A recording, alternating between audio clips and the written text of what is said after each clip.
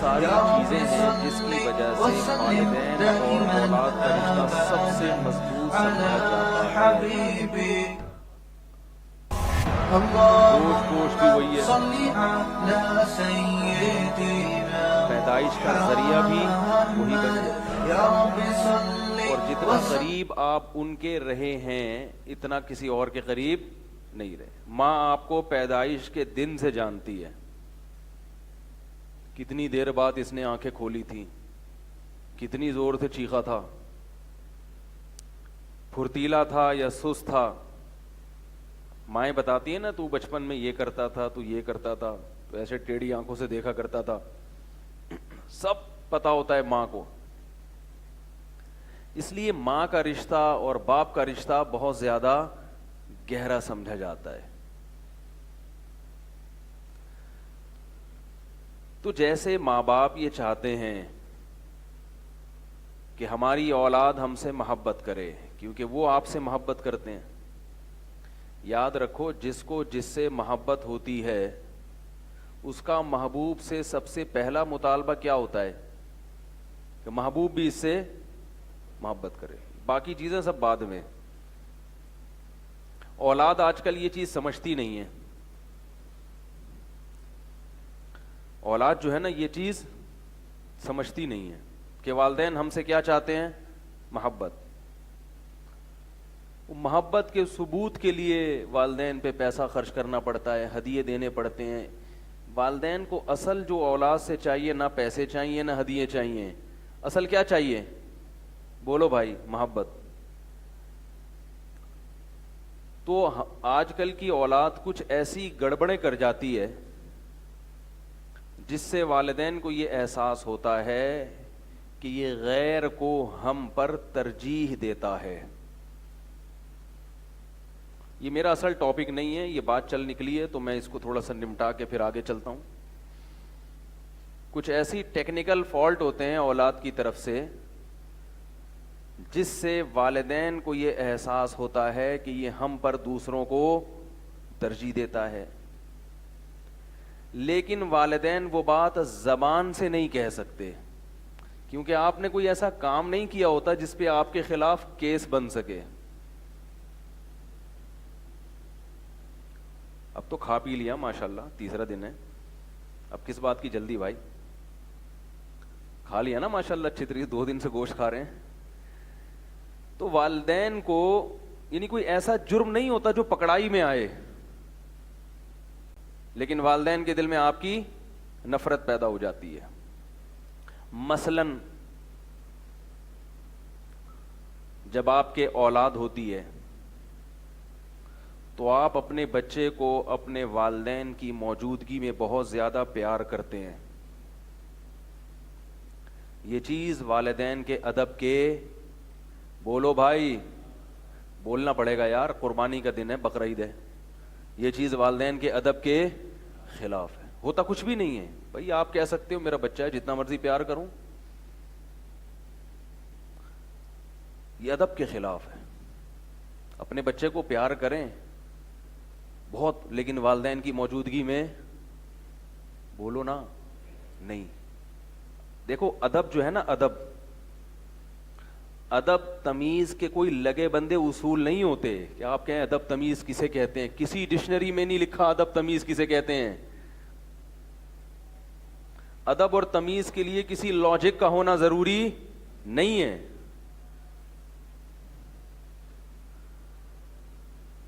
ادب تمیز ایسی چیز ہے کہ اپنے اندر غیرت اور حیا پیدا کر لو تو خود ہی سمجھ میں آنے لگتا ہے کہ بے ادبی کیا ہے اور ادب کیا ہے.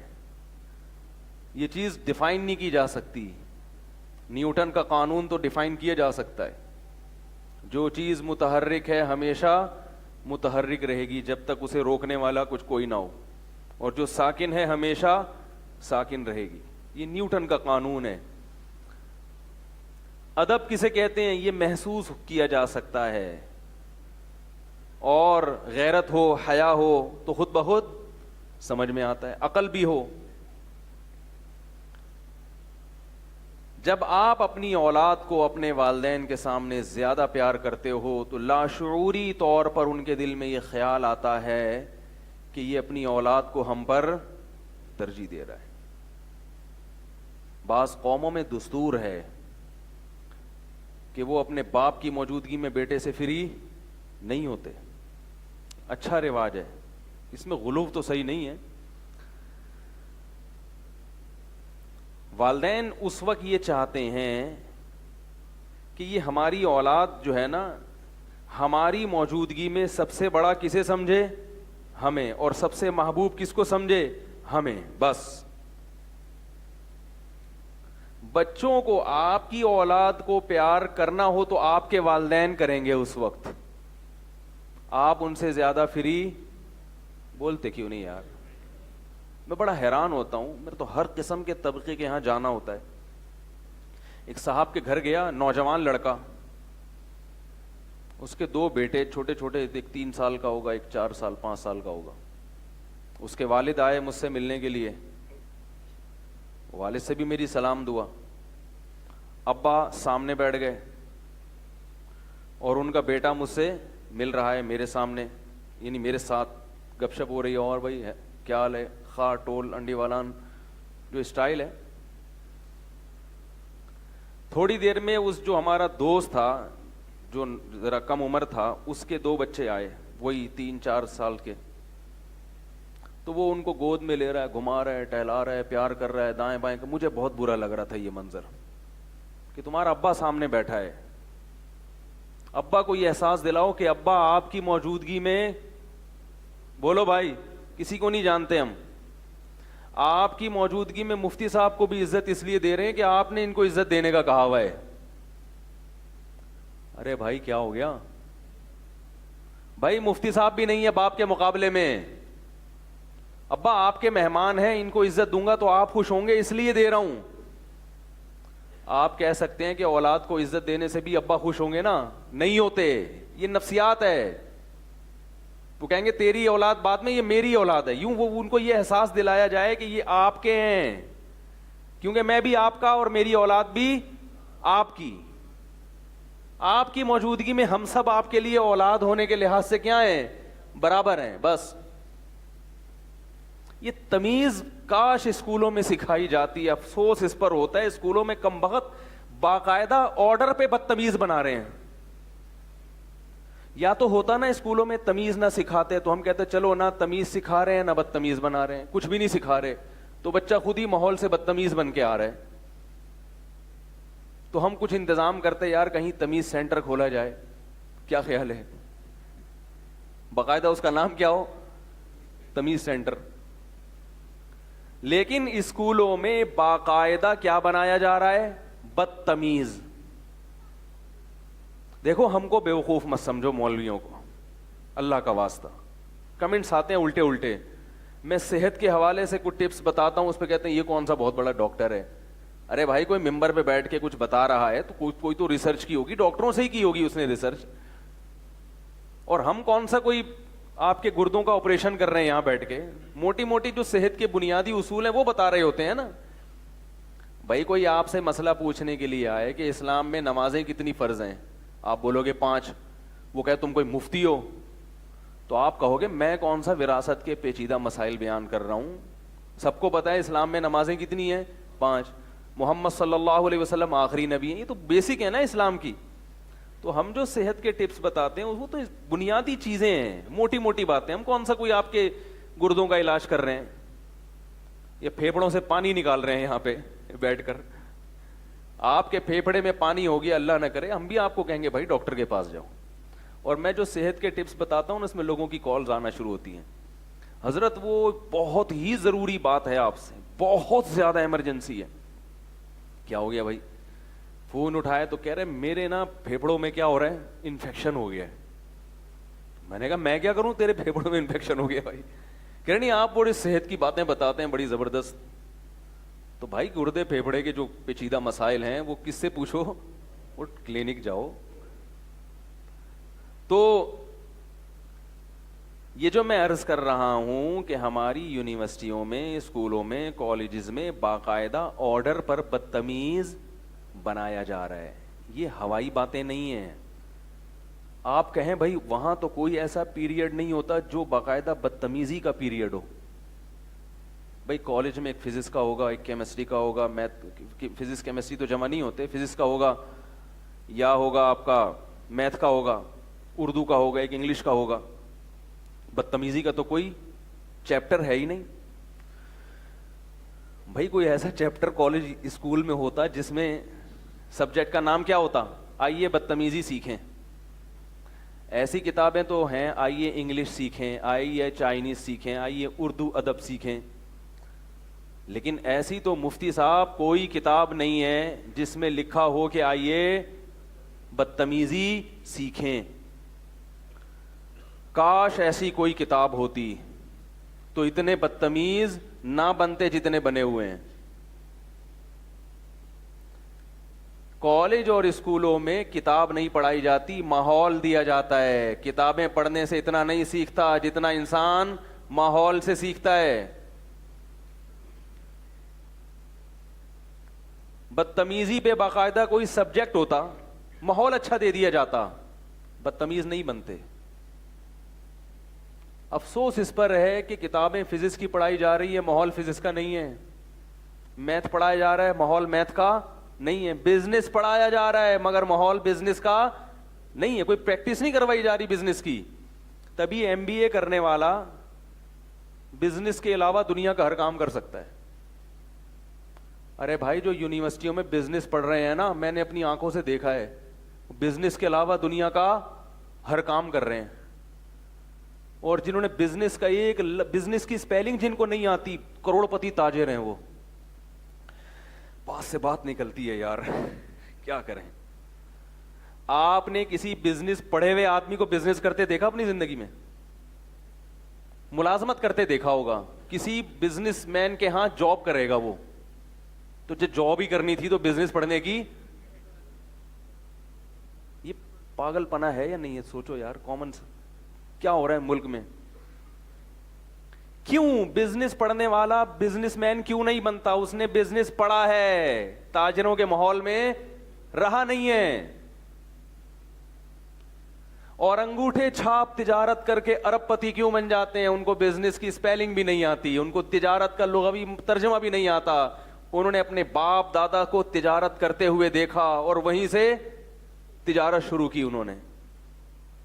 یقین نہیں آتا آپ کو ایسے ایسے تاجروں سے ملاؤں گا, انگوٹھا چھاپ سگنیچر کے لیے ملازم رکھا ہوا ہے کہ میرے کروڑوں روپے کی ٹرانزیکشن ہوتی ہے, دستخط کرنے نہیں آتے, کوئی بھی الو بنا سکتا ہے. آپ کو 20,000 روپے دوں گا, صرف کیا کرو میری طرف سے, اور اس کو ایمانداری کے 20,000 مل رہے ہیں. کیونکہ سگنیچر جب کوئی آپ کی طرف سے سیکھ لے گا وہ تو کچھ بھی کر سکتا ہے نا. اب سگنیچر کے لیے جو بندہ رکھا ہے, ہونا یہ چاہیے کہ آج کل جاب ملتی ہے, بی اے کیا ہوا ہو, ایم ایس سی کیا ہوا ہو, اس کی ریکوائرمنٹ ہے 4 مہینے لگے ہوئے ہوں تبلیغ میں. کیا خیال ہے؟ نہیں آ رہی بات. تبلیغ میں کیا لگا ہوا ہو؟ 4 مہینے. تھوڑا سا شاید اللہ کا خوف پیدا ہو جائے, ورنہ ایسا نہ ہو کہ میرے سگنیچر کر کے بینک سے کروڑوں پہ نکال لیں. تو ماحول جو ہے نا, ماحول, آپ 100 دفعہ ایم بی اے کرو بھائی, بزنس پڑھو, اور مینجمنٹ پڑھائی جاتی ہے نا ایم بی اے میں. مینجمنٹ تو وہ تو اس کا تو بزنس سے براہ راست تعلق نہیں ہے. جنہوں نے باقاعدہ بزنس پڑھا ہے وہ بزنس کے علاوہ دنیا کا ہر کام بولو بھائی کر سکتے ہیں, بزنس نہیں کر سکتے وہ. کیوں؟ جیسے تجارت سیکھتا ہے انسان ماحول سے. میں نے ایسے تاجر دیکھے ہیں, انگوٹھا چھاپ کچھ بھی نہیں آتا, پریشان ہوئے, کچرے سے اسکریپ اٹھا کے بیچنا شروع کیا. دماغ بھی استعمال کیا.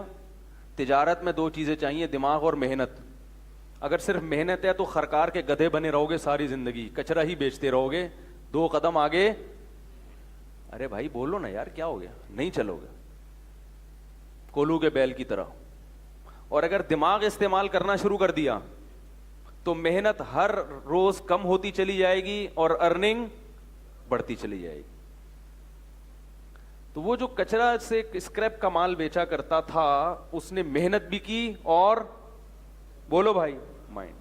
یہ جو تجارت ہے نا تجارت، رسول اللہ صلی اللہ علیہ وسلم کی ایک حدیث ہے کہ میری امت کے 9 حصے، 9 اعشار امتی فی التجارہ، 10 میں سے 9 حصے رزق اللہ نے تجارت میں رکھا ہے، بزنس میں رکھا۔ ملازمت مسلمانوں کا کام نہیں ہے، نہ یہ کیا کرتے تھے، باس کے سارا دن چونا لگاتے رہو، تھوک لگاتے رہو معذرت کے ساتھ، سارا دن چاپلوسی کرتے رہو، یہ غلامی والی زندگی اسلام کو پسند۔ دیکھو کیسے مکھن لگا رہے ہوتے ہیں دفتروں میں باس کے سامنے، اس کے سامنے بیٹھ کے یس سر جی سر، اور جیسے ہی وہ جائے گا ابے الو کا پٹھا پتہ نہیں کدھر سے آ گیا۔ یہ گھٹیا سوچ۔ بہو کیوں بن رہے ہو؟ ساس بنو، ساس ہے بھائی، کسی کی بہو کیوں بن رہے ہو؟ جو دفتر میں جو جاب کر رہے ہیں نا، وہ اپنے باس کی کیا ہوتی ہیں؟ بہویں ہوتی ہیں۔ معذرت بھائی، آپ لوگ بھی جاب کرتے ہیں زیادہ تر، تو توہین کرنا مقصد نہیں ہے، مقصد ہے کہ بزنس کی طرف آؤ۔ اسلام میں تجارت کو ملازمت پر فضیلت ہے۔ اس پر میرے کئی بیانات ہیں، ابھی یہ ٹاپک نہیں ہے، ادھر جاؤں گا تو پورا ٹاپک چینج ہو جائے گا۔ تجارت کرو، تجارت۔ دیکھو یہودی نے تجارت کی، دنیا پہ قبضہ کر لیا نا، اور ہم وہی بوٹ پالش میں لگے ہوئے ہیں، اپنے باسز کی بوٹ پالش کرتے رہتے ہیں صبح شام۔ ٹماٹر بیچو، اپنا کاروبار ہوگا، کوئی ڈانٹنے والا نہیں ہے لیٹ کیوں آ رہا ہے، دیر سے کیوں جا رہا ہے، بولا ہمارے باپ کا کاروبار ہے بھائی، تو کون ہوتا ہے؟ کیا خیال ہے؟ کچھ نہیں ہوتا، ٹماٹر بیچو، تمیز سے بیچو۔ ٹماٹر بیچنے کے ایسے بھی طریقے ہیں جس میں ٹماٹر بھی بکے گا اور آپ کی عزت بھی ہوگی۔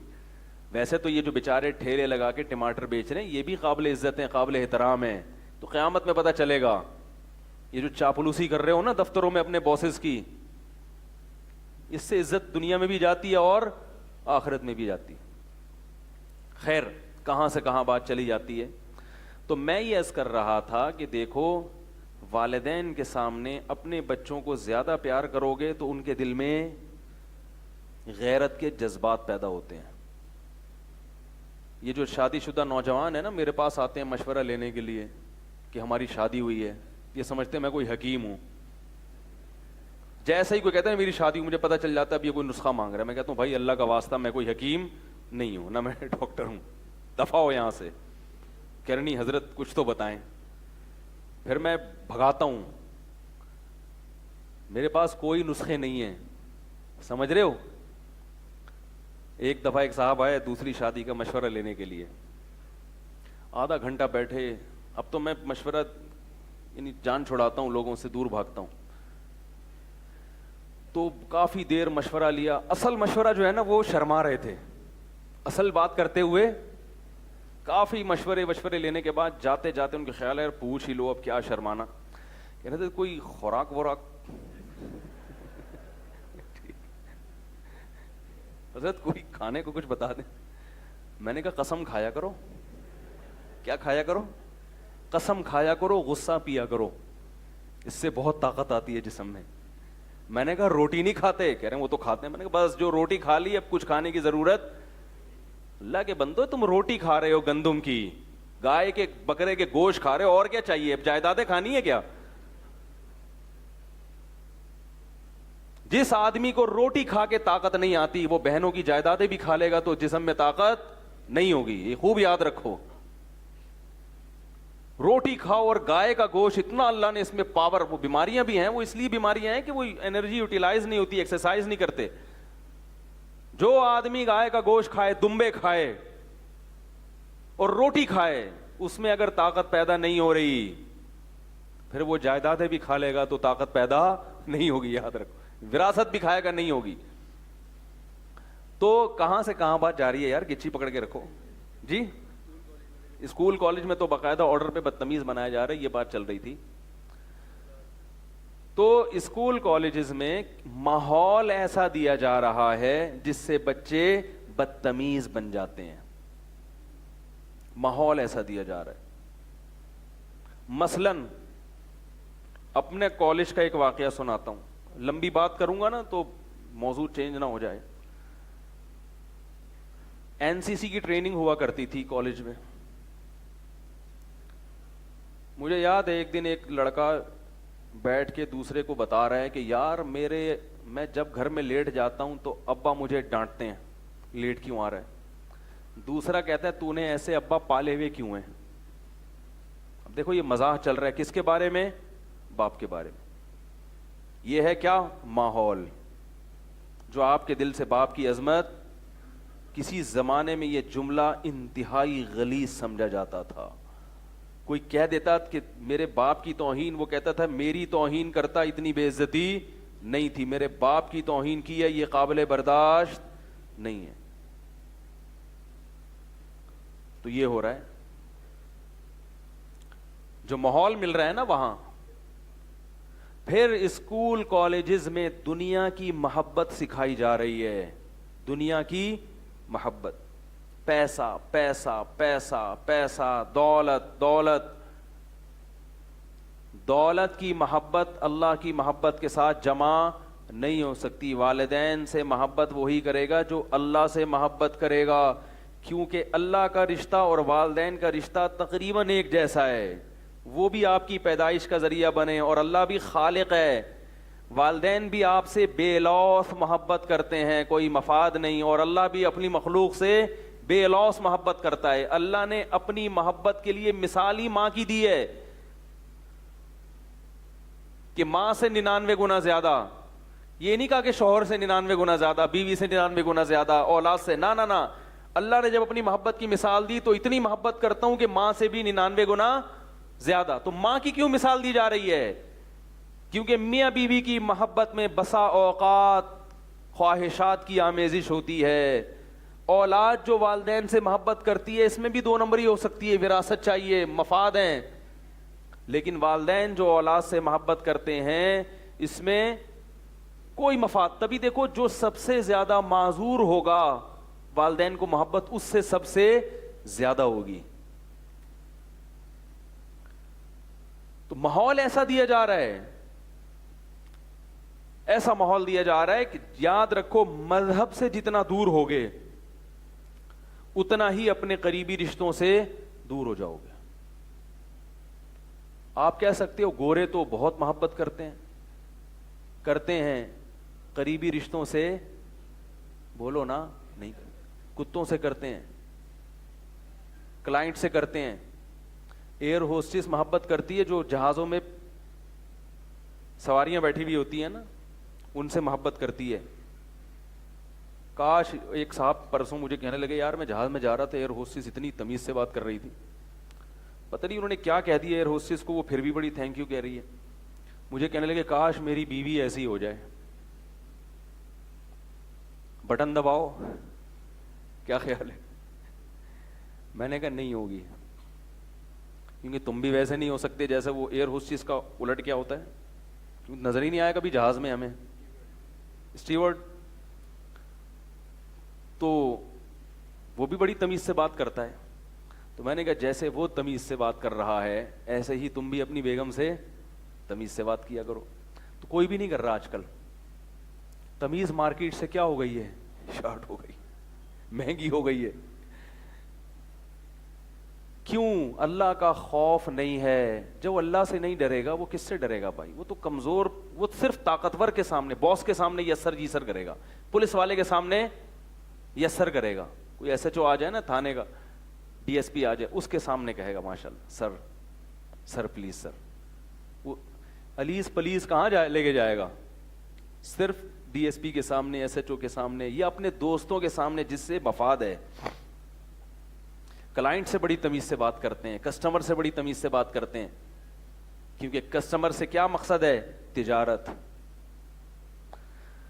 تو اللہ کے بندو یورپ سے متاثر مت ہو, وہ اللہ سے دور ہیں, لہذا جو جتنا قریبی ہے وہ اس سے اتنا دور, جو جتنا دور کا ہے وہ اس سے اتنا قریب.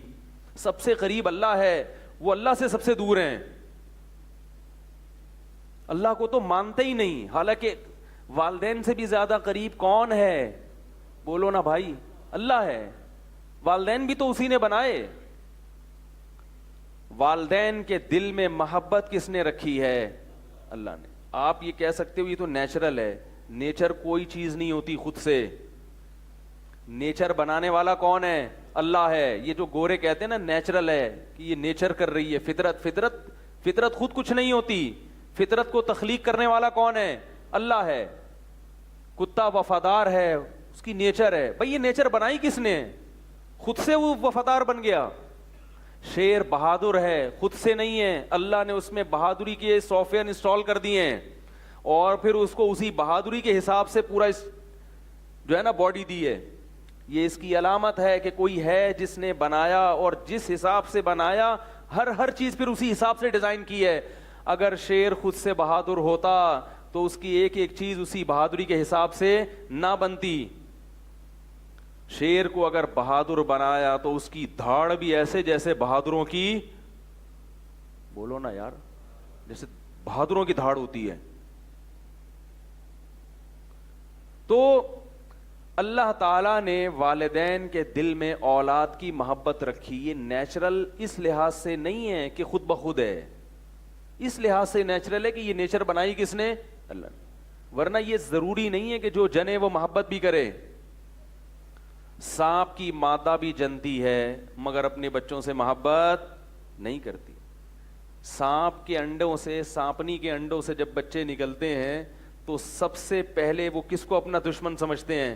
ماں کو. بھاگتے ہیں وہاں سے.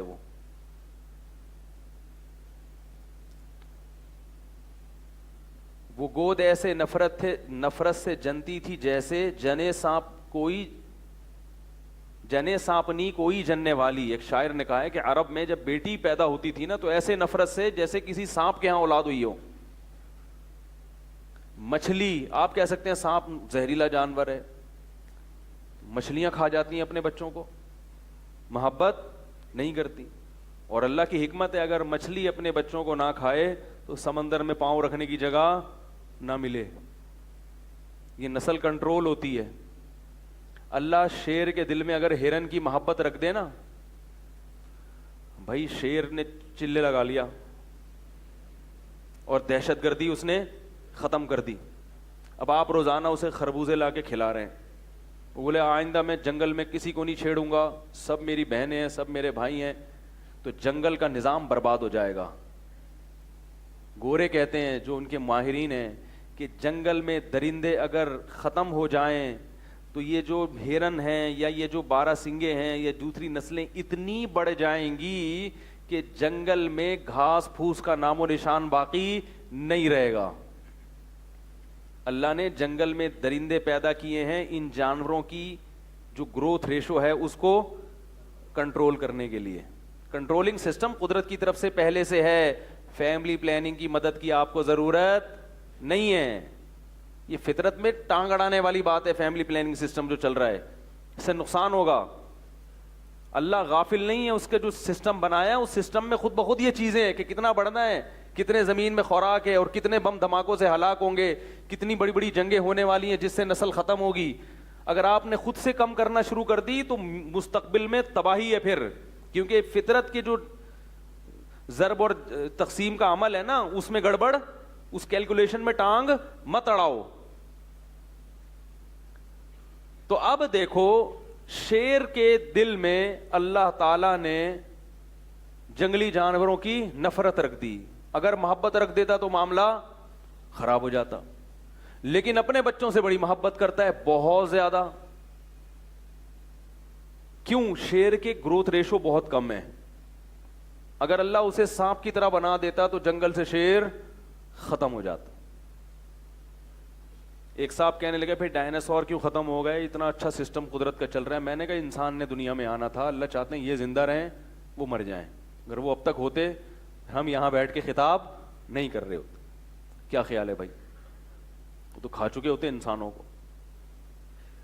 تو انسان کے آنے سے پہلے بہت زمین میں اللہ نے رد و بدل کی ہے تاکہ انسان کا اکرام ہو. اصل یہ زمین بنی کس کے لیے ہے؟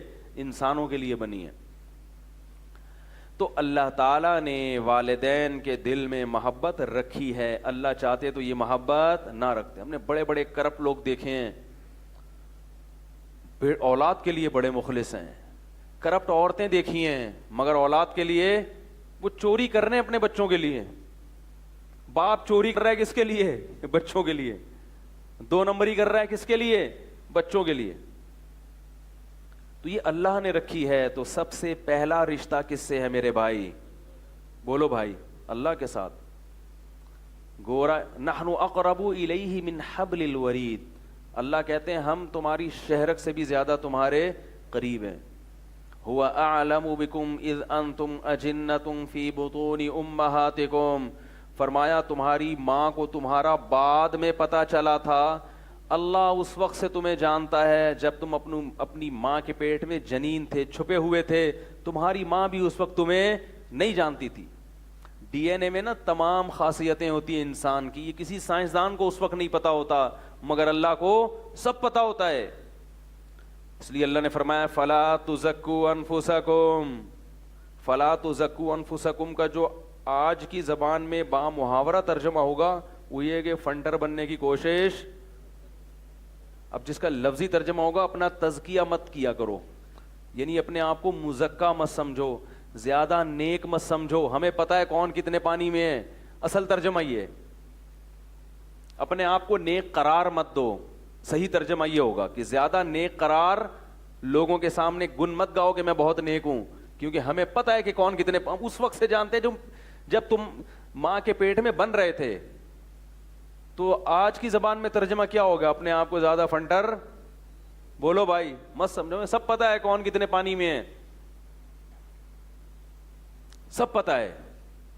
تواضع پیدا کرو, تواضع, تکبر مت کرو. اللہ کو سب معلوم ہے کون کتنے پانی میں ہے. اگر اچھے ہوگے تو اجر دے دے گا.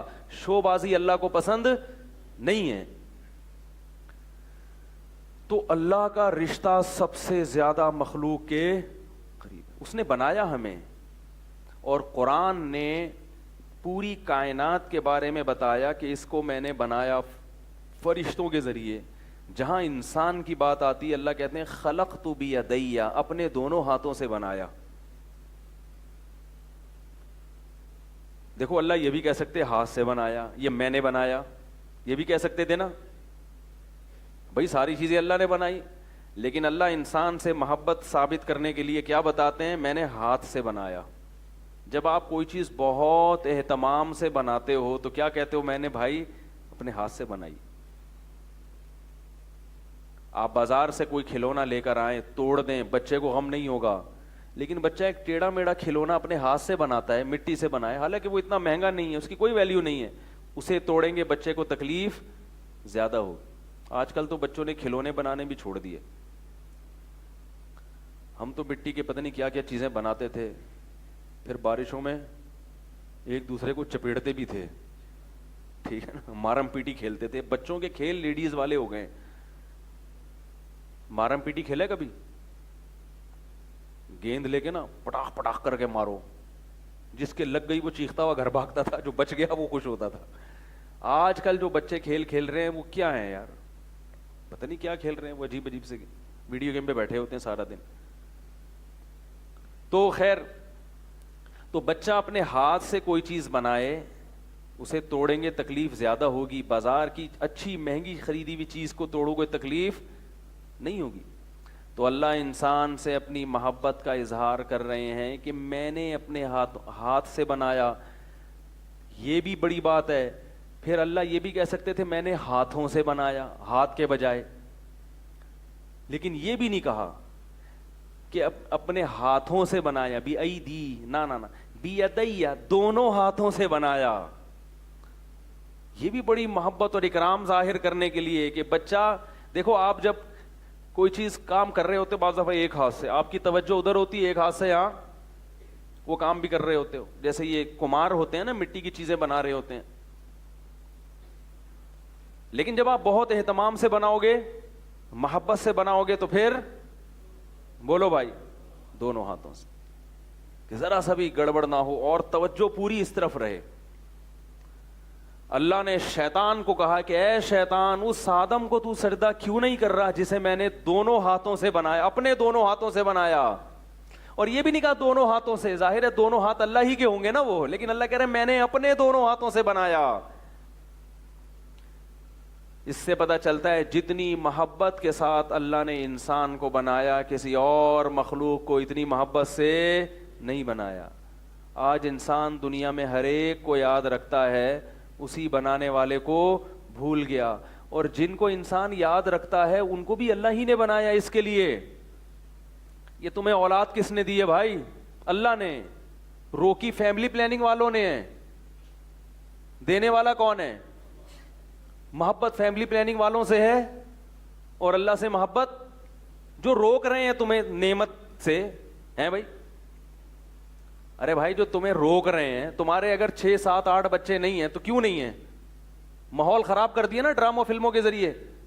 جنہوں نے تمہیں نعمت سے روکا ان کے نظریات کو سلوٹ کرتے ہو. اور جو اللہ تمہیں کہہ رہا ہے یہب لمن یشاء اناسا, جس کو چاہتا ہے دھڑا دھڑ بیٹیاں ہبا کرتا ہے, جس کو چاہتا ہے دھڑا دھڑ بیٹے ہبا کرتا ہے. او یزوجہم ہبا کا لفظ ہے, ہبا گفٹ کو کہتے ہیں. اولاد اگر مصیبت ہوتی ٹینشن ہوتی تو اللہ اس کے لیے گفٹ کا لفظ استعمال. ارے بول لیا کرو, جملہ مکمل کیا کرو بھائی. برداشت کر لو, میرا یہ تکیہ کلام بن چکا ہے, برداشت کر لیں. اور اس لیے بنائیں گے مجبوری میں, مجبوری میں بنا, اس کی بھی پیچھے کوئی شان نزول ہے اس کا. تو دیکھو اولاد اگر ٹینشن ہوتی مصیبت ہوتی تو اللہ یہ نہیں کہتے جس کو چاہتا ہے بیٹیاں گفٹ کرتا ہے, بیٹی نہیں.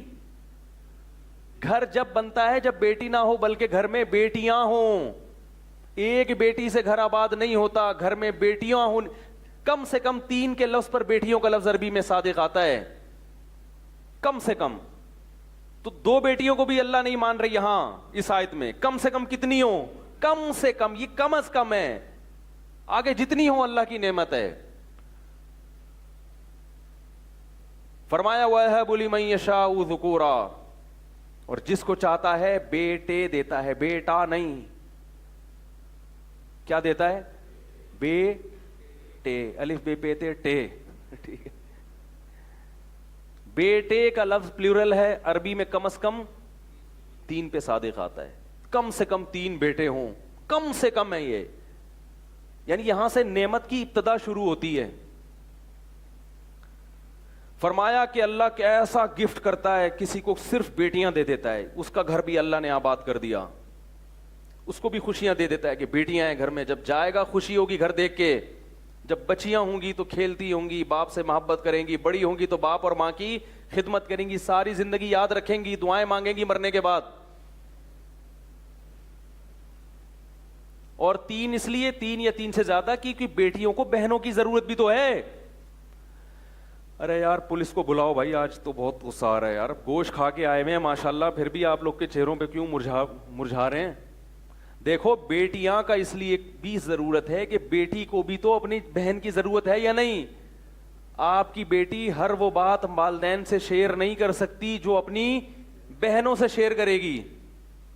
اگر اس کو بہنیں نہیں ملیں گی محلے کی لڑکیوں سے دوستیاں لگا کے خراب ہوگی, کیونکہ محلے والیاں خراب کرتی ہیں اور بہنیں لائن پہ لانے کی کوشش کرتی ہیں. بہنوں کا رشتہ غیرت والا ہوتا ہے, دوستیوں کا رشتہ غیرت والا نہیں ہوتا. محلے میں کسی کا چکر ہے نا, وہ کہے گا کہ تو نے کیوں نہیں بوائے فرینڈ پالا ہوا, اور بہنیں اس کو چھپاتی ہیں. غیرت ہے, ختم ہو جائے تو ایک الگ بات ہے. تو کم درجے کی نعمت اللہ نے بیان کی, بیٹیاں دیتا ہے. دوسرے نمبر پہ اللہ نے بیان کیا یَهَبُ لِمَن يَشَاءُ ذُكُورًا, اس سے بھی زیادہ کسی پر احسان کرنا ہو تو صرف کیا دے دیتا ہے؟ بیٹے دے دیتا ہے. بیٹے ہی بیٹے. بیٹوں سے گھر تو آباد نہیں ہوتا, لیکن بیٹے باپ کا بازو بنتے ہیں, کاروبار میں, بزنس میں, بہت ساری چیزوں میں. جب بیٹے ہوں تو محلے والے ابا کی طرف ٹیڑھی آنکھ اٹھا کے, اگر وہ واقعی بیٹا ہی ہے, سمجھ رہے ہو, غیرت ہے اس میں. ہم نے کئی لوگوں کو دیکھا عجیب سے ہیں مگر لوگ ان کی عزت کر رہے ہیں بیٹوں کی وجہ سے. بولے بھائی اس کے بیٹے جوان ہیں, مجبوراً اس قسم کے ابا کو برداشت کیا خیال ہے کرنا پڑتا ہے, بیٹے کھا جائیں گے. غیرت ہو تو غیرت کی بات کر رہا ہوں بھائی, غیرت ہی نہ ہو تو پھر جو مرضی ہو. تو اللہ نے فرمایا جس کو چاہتا ہوں بیٹیاں دیتا ہوں, گھر آباد کر دیتا ہوں, جس کو چاہتا ہوں بیٹے دے کے گھر آباد کر دیتا ہوں. یعنی اعلیٰ درجے کی نعمت ہے. اور فرمایا سب سے اعلیٰ نعمت کسی پر کرنی ہو, یزوجہم ذکرانا و اناسا, بیٹے بھی دیتا ہوں اور بیٹیاں بھی دیتا ہوں. اس لیے میں کہتا ہوں اولاد کا نصاب جو سلیبس ہے نا, جو اولاد ایک نعمت ہے, کم سے کم 3 بیٹے ہوں, کم سے کم 3 بیٹیاں ہوں. تو اب یہاں سے ابتدا ہو رہی ہے اولاد کی نعمت کی. یہ کم سے کم ہے کہ آپ کو کم از کم اولاد مل گئی. اس سے پہلے جو کم ہے, اگر 3 سے کم بیٹیاں یا 3 سے کم بیٹے, تو آپ کو اولاد کی نعمت تو ملی. مگر یہ یعنی یہ ابھی فطرت جو چاہتی ہے نا, جو نعمت آپ کو دینا چاہتی ہے, ابھی آپ اس کی پہلی سیڑھی پر بھی, بولو نا بھائی, نہیں پہنچے. 3 بیٹے اس لیے کہ جیسے آپ کو بیٹوں کی ضرورت ہے, بیٹوں کو بھائی کی بھی, بولو بھائی, ضرورت. اور آپ کی بیٹیوں کو بھی بھائی کی ضرورت ہے. آپ مر جاؤ گے پھر داماد ستائے گا. جب تک زندہ تھے تو داماد سے تھوڑی ٹیڑھی آنکھیں دکھا دیا کرتے تھے. مرو گے تو کون سنبھالے گا؟ آپ کا جو داماد ہے وہ کس سے ڈرے گا؟ سالوں سے ڈرے گا, اپنے بیوی کے بھائیوں سے ڈرے گا. کیا ہو گیا؟ صحیح نہیں کہہ رہا کیا؟ غلط کہہ رہا ہوں؟ آپ بھی تو ڈرتے ہو. جو بیوی کے حقوق ادا کر رہے ہو بھائیوں کی وجہ سے تو کر رہے ہو.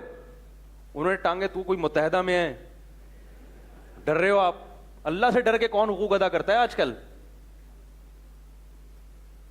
میں والدین کو بولتا ہوں تمہارے بیٹیاں ہیں تو ان کو کم از کم دیکھو, ایک کچھ اللہ کی طرف سے ہوتا ہے. کسی کو نہیں ملی اولاد, زکریا علیہ السلام کو نہیں ملی, وہ اللہ کی طرف سے ہے.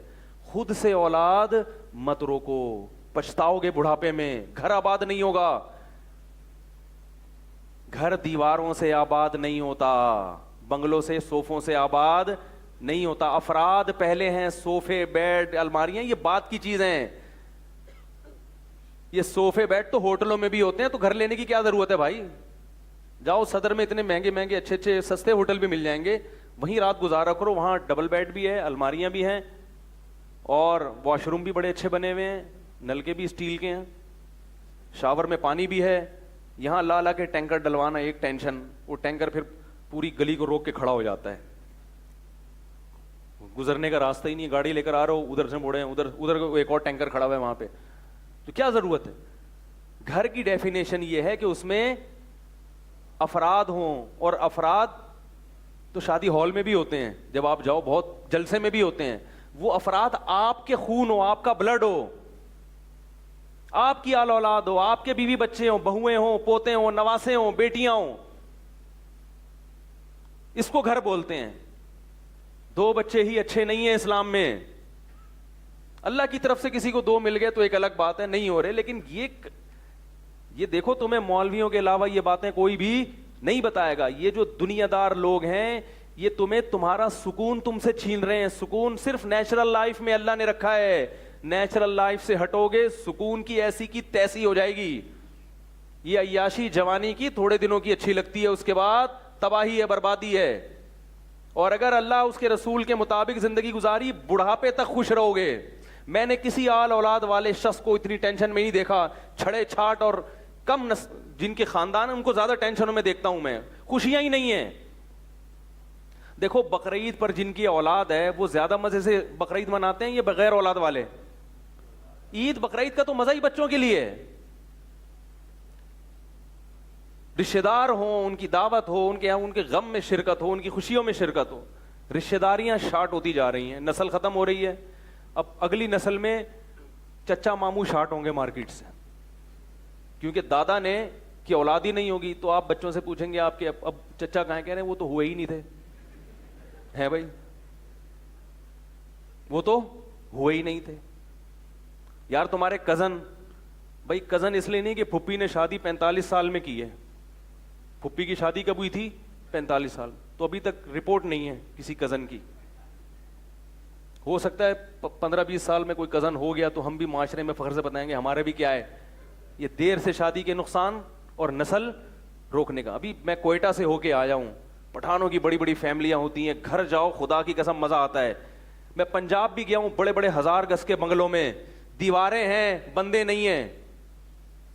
کروڑ پتی لوگوں کے گھروں میں, ارب پتی لوگوں کے گھروں میں گیا ہوں میں, رہا بھی ہوں 2-2 3-3 دن. 10-10 کمرے ہوں گے, بڑے لگژری واش روم بنے ہوئے ہیں, ایسے اسٹیل کے نل کے, اور یہ شاور ہے, کھڑے ہو جاؤ بس, بیٹھ جاؤ یہاں پہ, ایسا ملائم پانی برسے گا. کتنی دیر برسے گا بھائی؟ یہ ٹب ہے, اس میں نہانا چاہو اس میں بھی نہا سکتے ہو. یہ بیڈ ہے, یہ اے سی ہے, یہ نوکر ہے, بٹن دباؤ. جب مفتی صاحب جو چاہیے نا بٹن دبا دیے گا. خدا کی قسم پھر بھی مزہ نہیں آ رہا. بھائی بندے کہاں ہیں؟ بندے وہ ابا ہیں وہ ادھر بیٹھے ہوئے ہیں کونے میں, بوڑھے ہو گئے, ایک اماں ہیں وہ وہاں بیٹھی ہوئی ہیں. کبھی کبھار دونوں آپس میں سلام دعا کر لیتے ہیں, کیونکہ وہ بڑھاپے میں کیا باتیں کریں ایک دوسرے کو, مائنڈ کر جاتے ہیں. جب بھی کوئی بات کرتے ہیں بڑھاپے میں تو کیا کر جاتے ہیں, مائنڈ کر جاتے ہیں. یعنی اماں نے کوئی ایسی بات کر دی, ابا کو بڑھاپے میں غصہ آ گیا, ابا نے کر دی اماں کو. اور کون ہے بھائی؟ میں بیٹا ہوں. ایک آدھ بہو ہے, دوسرے بیٹا ہے, وہ بہو ہے وہ امریکہ میں ہے. پٹھانوں کے گھر جاؤ نا, کوئٹہ میں یا پشاور میں, مزہ آتا ہے یار. ایک کی دعوت ہوتی ہے 20 گریبی میں آ رہے ہوتے. ابھی میں جن کے گھر گیا, میں نے کہا یہ میری دعوت تھی تو یہ پوری پبلک کہہ رہے ہیں, یہ پبلک صاحب ہماری آل اولاد ہے, میرے بھائی ہیں, ان کے بیٹے ہیں, بہویں ہیں, داماد ہیں, دادے بھی زندہ ہیں, پردادے بھی زندہ ہیں, کیونکہ جلدی جلدی شادیاں کرتی تھیں, جوانی میں دادے بن گئے اور پردادے بن گئے. ہماری عمر میں جس وقت بندہ باپ بنتا ہے نا, پٹھانوں کے یہاں پردادا بن چکا ہوتا ہے وہ. لیکن پٹھان بھی یہاں آ کے کیا ہو رہا ہے اب؟ بولو بھائی, خراب ہو رہا ہے. کراچی میں چائنا کا پٹھان ملے گا آپ کو, یہ اوریجنل جاپانی, بولو بھائی, نہیں ہے. یہ بھی یہاں کے وہی ماحول بنتا جا رہا ہے. خوشیاں اسے آپ کہیں گے یار غریبی میں اتنے لوگوں کو کھلانا پڑتا ہے, یہ تو خرچہ زیادہ ہو رہا ہے. تو بھائی وہ بھی تو کھلاتے ہیں, وہ بھی تو کھلائیں گے آپ کو. مصیبت میں کام آئیں گے آپ کے, رشتے دار ہیں, خونی رشتے ہیں. جتنا مرضی نفرتیں ہوں, لیکن آپ کو مدد حقیقی معنوں میں اور محبت حقیقی معنوں میں ملے گی کہاں سے؟ رشتوں سے, بہنوں سے محبت ملتی ہے. اور خدا کی قسم بہنوں پہ خرچ کرنے کا مزہ ہے.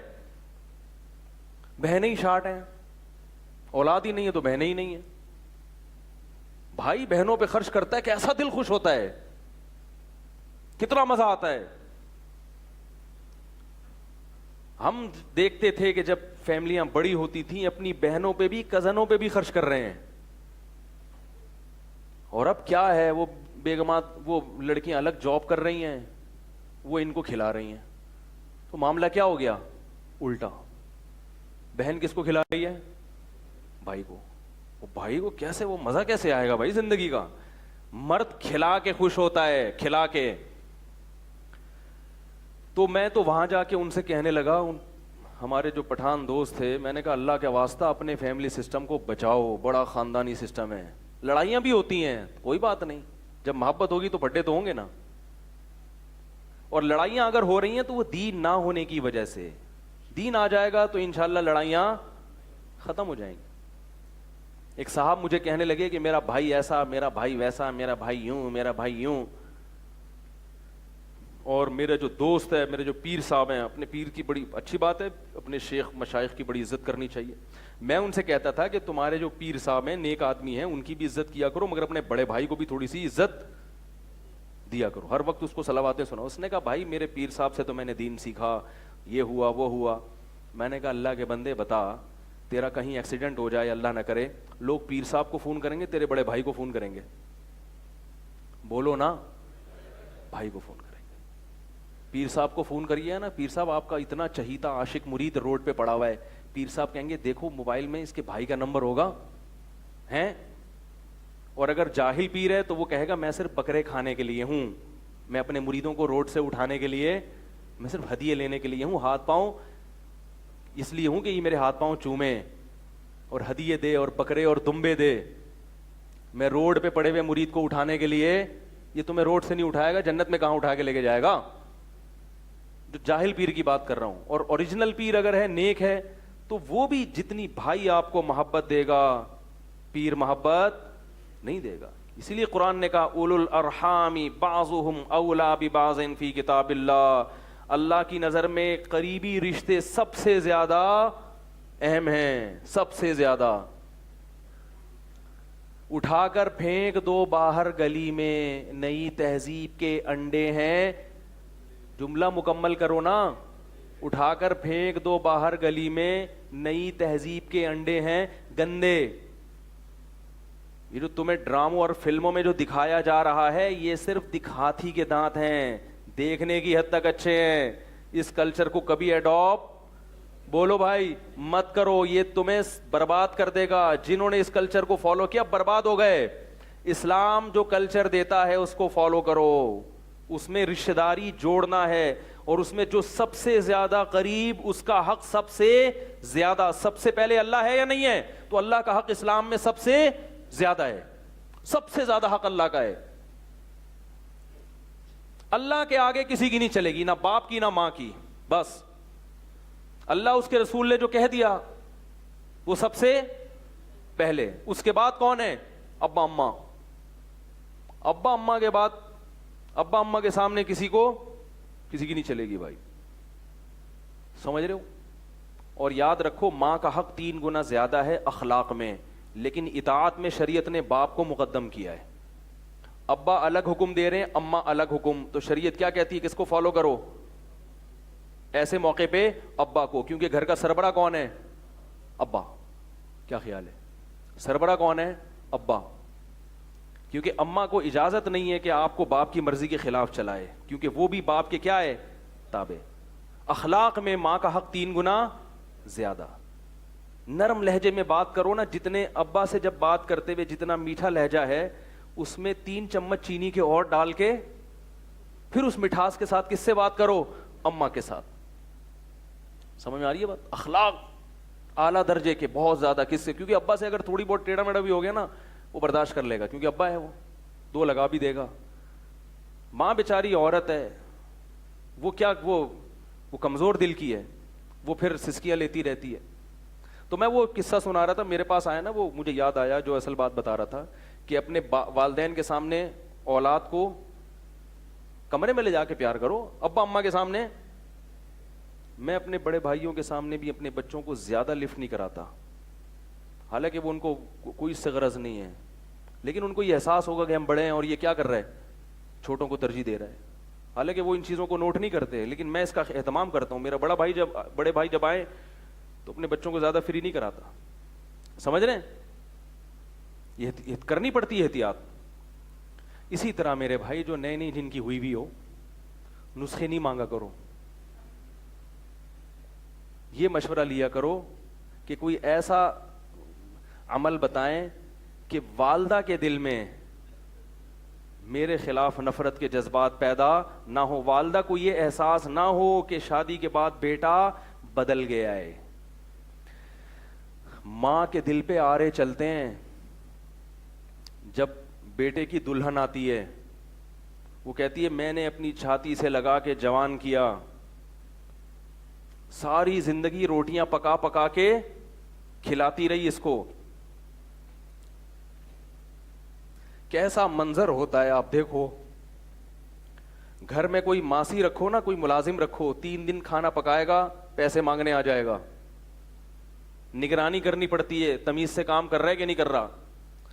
کیسی جب روٹیاں پکانا شروع کی اس نے, بچپن سے کھلاتے کھلاتے بڈھی ہو گئی. 1 روپیہ بھی اس خدمت کا بولو بھائی نہیں مانگتی. وہ کیسے صبح صبح تیار کر کے بچوں کو اسکول بھیجتی ہیں, پھر فکر ہوتی ہے ٹائم پہ پہنچا یا نہیں پہنچا. ایک طویل عرصہ لگتا ہے اس میں, ٹوٹ کے محبت کرتی ہے. اسے پتا ہے کہ میری زندگی میں ایسی محبت یہ کسی اور کو نہیں دے گا, ایسی جذباتی. جب دلہن آتی ہے تو ماں کو یہ احساس ہوتا ہے کہ میں پرانی ہوں اور یہ کیا ہے, نہیں ہے. اس وقت اولاد کی ذمہ داری ہے کوئی ایسا عمل ماں کے سامنے نہ کریں جس سے ماں کو یہ احساس ہو کہ یہ بیٹا شادی کے بعد بولو بھائی بدل گیا ہے. اس لیے اپنی آنے والی بیگم کو بتا دیا کرو کہ بند کمرے میں محبت کی باتیں کریں گے. بند کمرے میں کہوں گا تمہارے لیے چاند, اب وہ تو یہ کرے گا ہی نہیں, وہ تو ایزی لوڈ شادی سے پہلے ہوتا ہے, اب تو ویسے ہی بدل جاتا ہے بندہ. تو اس کو بتا دو بیگم بند کمرے میں تم میری معشوقہ ہو, میری محبوبہ ہو. اماں کے سامنے کون ہے پہلے؟ اماں ہے. اماں کے سامنے میں تمہاری طرف دیکھوں گا بھی نہیں. اماں کے سامنے ہی آئی لو یو, میں تمہارے پہ جان نچھار, میں تمہیں مرتا ہوں, اماں کے سامنے شروع کر دیتے ہیں بات. اماں کے سامنے اسی کی سائڈ, اماں صحیح تو کہہ رہی ہے, اماں یہ تو صحیح کہہ رہی ہے بیگم میری. وہ بیچاری ایسے جیسے تیل کی کڑھائی پہ کوئی جل رہا ہو، ایسے جذبات ہوتے ہیں اس کے. تو اسی طرح باپ کو بھی، باپ میں اتنے جذبات نہیں ہوتے، وہ برداشت کر جاتا ہے. تو باپ کو بھی اور ماں کو بھی ہے. میں یہ نہیں کہہ رہا بیوی کے حقوق ادا مت کرو، یہ نہیں کہہ رہا، حقوق تو پورے دو اس کے، لیکن سیاست سے بھی کام لینا چاہیے، کوئی ٹیکنیکل طریقے سے بھی کام لینا چاہیے. محبت کا یہ کون سا طریقہ ہے کہ آپ ہر تھوڑے دن کے بعد جا رہے ہیں، برگر لے کر آ رہے ہیں، بیگم کے کمرے میں گھس رہا ہے، روزانہ اماں دیکھ رہی ہے. پہلے تو کبھی گھر میں برگر، پیزا نہیں آیا، برگر نہیں آیا، فروٹ نہیں آئے. روزانہ آفس سے آتے ہوئے 2 کلو سیب کی بوری لے کے چوہوں کی طرح چھپا کے ہے بھائی کنی کترا کے نکل رہا ہے، گھس رہا ہے. تھوڑا دل بڑا کر لو، سیب لا رہے ہو 2 کلو اماں کے لیے، 1 کلو بول لو نا بیگم کے لیے. آپ بولو اتنے پیسے کے درختوں پہ لگیں گے، مشورے دے رہے ہو. تھوڑے لے آؤ جتنے پیسے اللہ نے دیے. اول تو اللہ نے سب کو رزق دیا ہے، فراوانی دی ہے.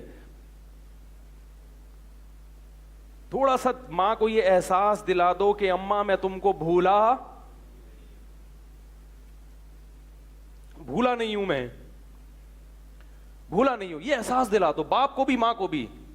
تو اللہ نے والدین کو ایسا جگر دیا ہے کہ وہ خود آپ سے کہیں گے کہ بیٹا تھوڑا بیگم کو بھی ٹائم دے دیا کرو. ان کو یہ احساس دلاؤ کہ ہم بدلے نہیں ہیں، ہمارے دل میں جتنی محبت آپ کی پہلے تھی وہ محبت اب بڑھ گئی ہے، کم نہیں ہوئی ہے. یہ احساس دلانا پڑتا ہے. آج کل ایک صاحب نے کہا میری شادی ہوئی، میں فروٹ لے کے جاتا ہوں، میری اماں کو تکلیف ہوتی ہے، اماں کو تکلیف ہو رہی، میں اپنی بیوی کو کھلا رہا ہوں. میں نے کہا اماں کو اس سے تکلیف نہیں ہو رہی تو اپنی بیوی کو کھلا رہا ہے.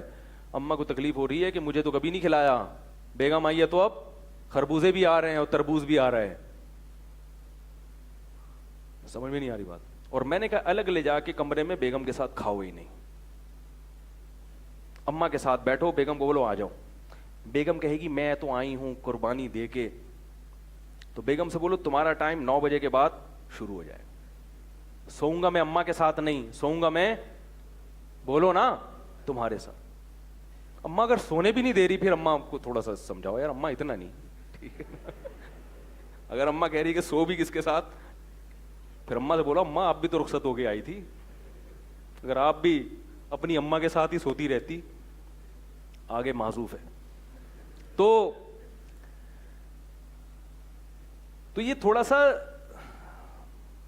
دماغ استعمال، بولو بھائی تھوڑا سا اپنی بیگم کو سمجھا دو کہ بیگم تمہارے سامنے کبھی کبھار میں تمہیں ٹیڑھی آنکھوں سے بھی دیکھوں گا، اماں کے سامنے. اوریجنل نہیں ہوگا، وہ ڈر نہیں جانا، وہ صرف سیاست ہوگی. تمہارے بھی جب بچے جوان ہوں گے تو خود سوچو گے وہ اگر بیوی کو ترجیح دیں تو ان پہ کیا گزرے گی. تو بیگم کو سمجھا دو کہ بیگم جب میری اماں بیٹھی ہوگی میں تمہاری طرف ٹیڑھی آنکھوں سے بھی ایسے کر کے ڈانٹوں گا، تو اس وقت برداشت کر لینا. بعد میں تو پتا ہے بند کمرے میں نے بیلن بھی کھانا ہے، چپل بھی. شریف آدمی تو برداشت کرتا ہے بھائی، مار کھاتا ہے بیگم سے.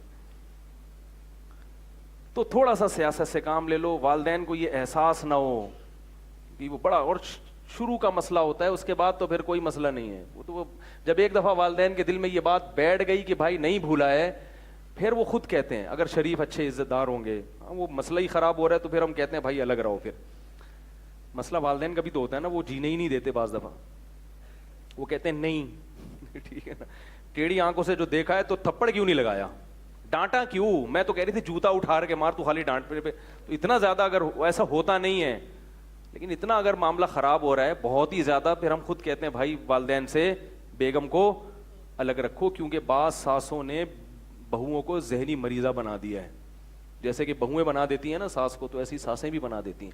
لیکن اگر تھوڑا سا ٹیکنیکل طریقے سے کام لیا جائے تو انشاءاللہ اس کی نوبت نہیں آئے گی. تو بات کہاں سے شروع ہوئی تھی، جلدی سے ختم کرتا ہوں میں. تو دیکھو میرے بھائی، سب سے قریبی رشتہ کس کا ہے؟ اللہ کا رشتہ ہے. اس کے بعد کس کا رشتہ ہے؟ والدین کا رشتہ ہے. تو جو رشتہ جتنا قریبی ہے ہمیں اس رشتے کو اتنا ترجیح دینی پڑے گی. تو اصل جو بات میں نے شروع کی تھی نا یہ سمجھانے کے لیے کہ چونکہ اللہ کا اپنے مخلوق سے رشتہ سب سے گہرا ہے، اس لیے اللہ یہ چاہتے ہیں کہ جیسے میں انسان سے سب سے زیادہ محبت کرتا ہوں تو انسان بھی مجھ سے سب سے زیادہ محبت کرے. تو محبت کروانے کے لیے اللہ کچھ اعمال ہم سے کرواتے ہیں تاکہ ان کے دل میں محبت پیدا ہو. وہ اعمال کچھ تو روٹین کے ہیں، جیسے 5 نمازیں پورے سال پڑھنی ہیں، زکوٰۃ بھی دینی، صدقات و خیرات بھی پورے سال.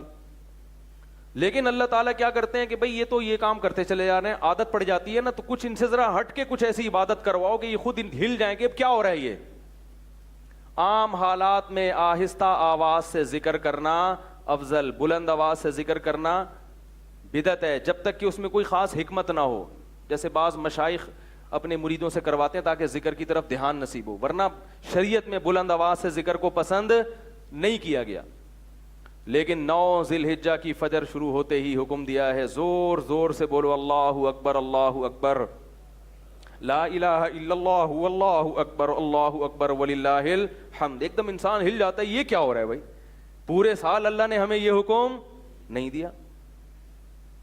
کیوں؟ اللہ فرماتے ہیں یہ ایام تشریق ہیں، اس میں تم قربانیاں کرو گے. اللہ چاہتا ہے میری کبریائی کو اونچی آواز سے بیان کیا جائے، تاکہ جو تم پورے سال ایک شیڈول پہ چل چل کے نا ایک کام کرتے کرتے عادی ہو گئے، بھول گئے. نمازی بھول جاتا ہے میں نماز کیوں پڑھ رہا ہوں.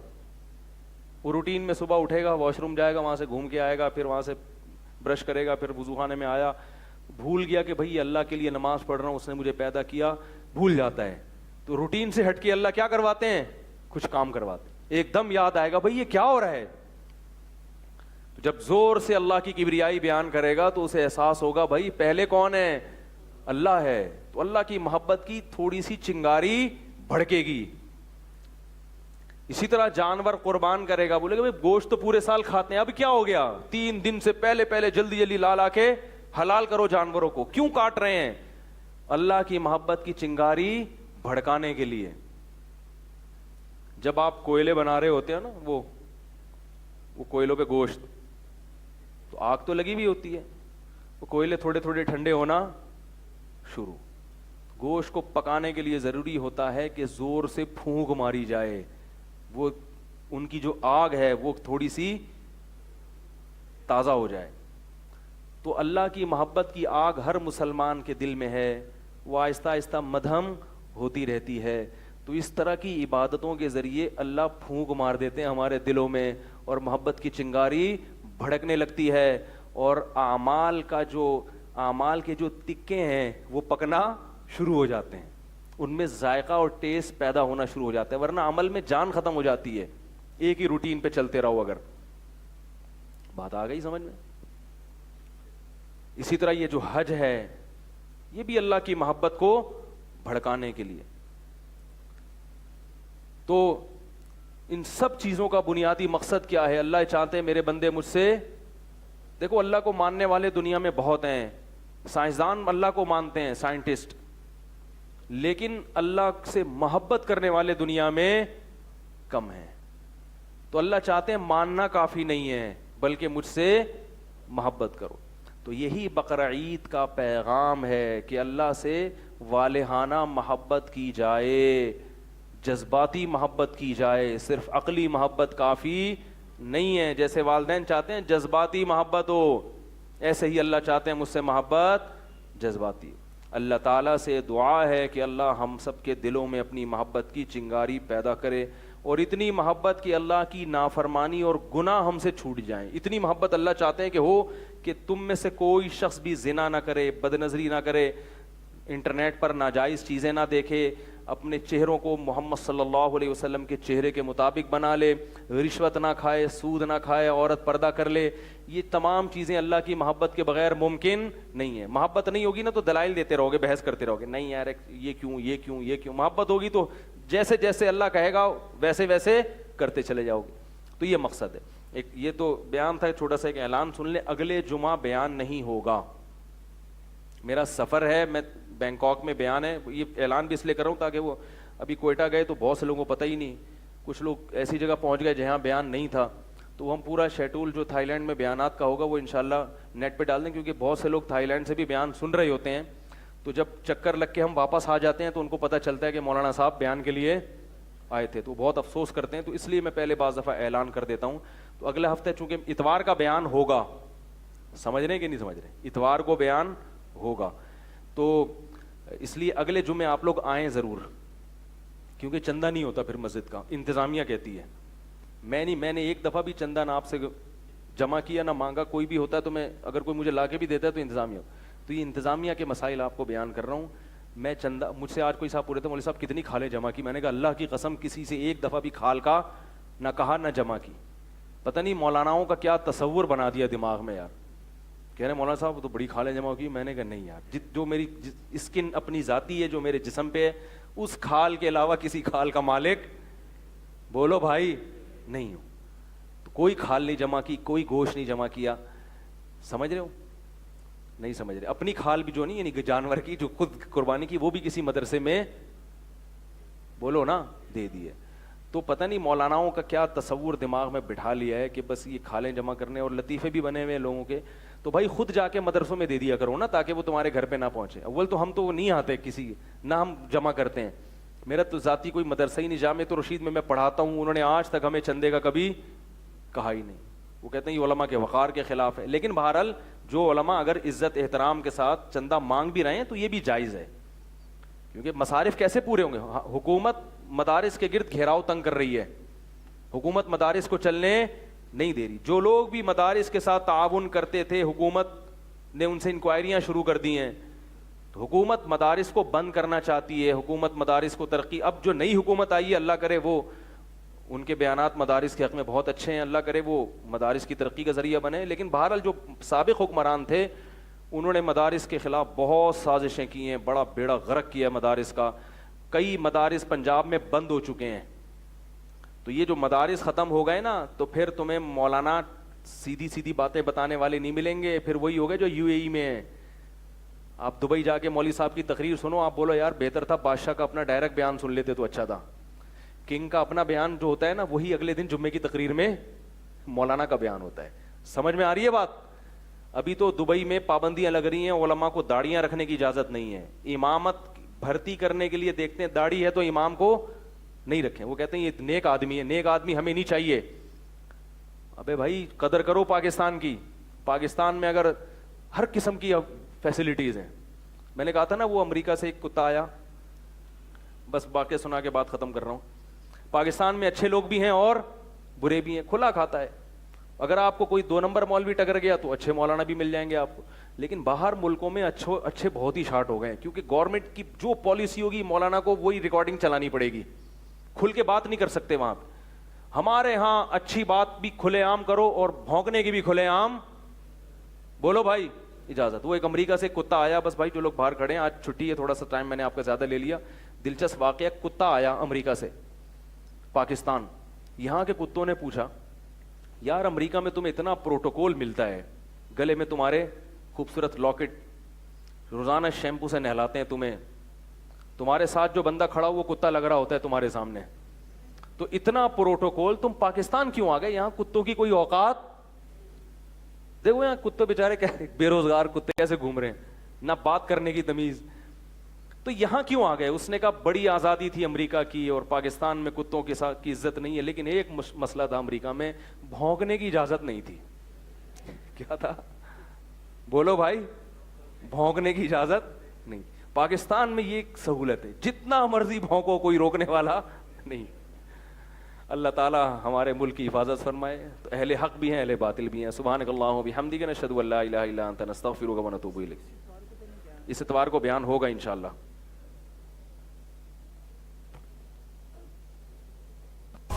اللهم صل على سيدنا محمد يا رب صل وسلم دائما أبدا على